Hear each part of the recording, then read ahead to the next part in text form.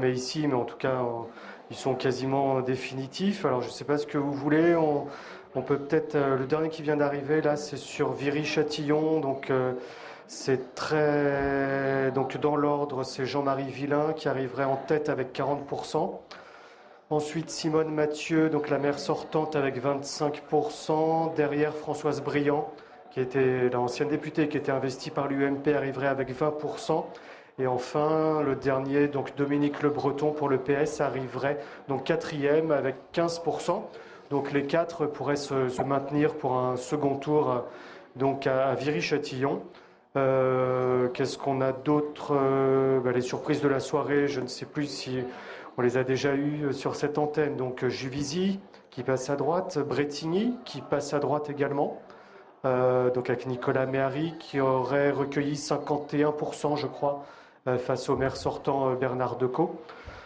Au niveau de l'agglomération du Val d'Orge, on ne sait pas encore si ça va basculer, mais avec des villes, donc Lompont qui passerait à droite, Saint-Michel qui resterait à droite et Bretigny qui bascule à droite, c'est plus du tout le même équilibre au sein de l'agglomération du Val d'Orge, même si sur Morsan-sur-Orge, Marianne Duranton n'aurait pas réussi son coup face à la maire sortante, Marjolaine Rose, qui aurait été réélue à 53%.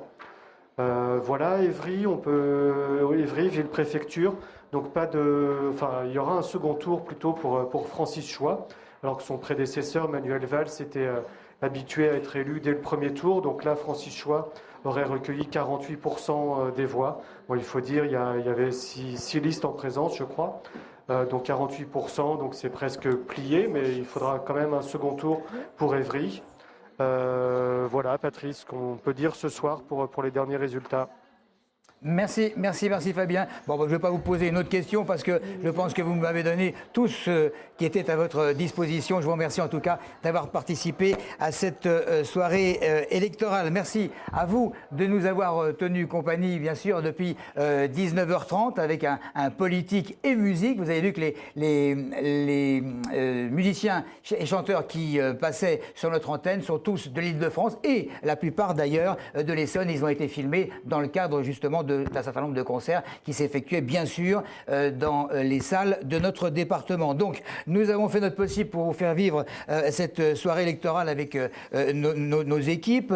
Je remercie d'ailleurs ces équipes sur le terrain, ça n'a pas dû être facile. Et puis je remercie également toute l'équipe technique qui a abattu un travail considérable comme à son habitude. Et puis comment ne pas remercier mes complices de cette soirée électorale, Fabienne Schrem, coucou Fabienne.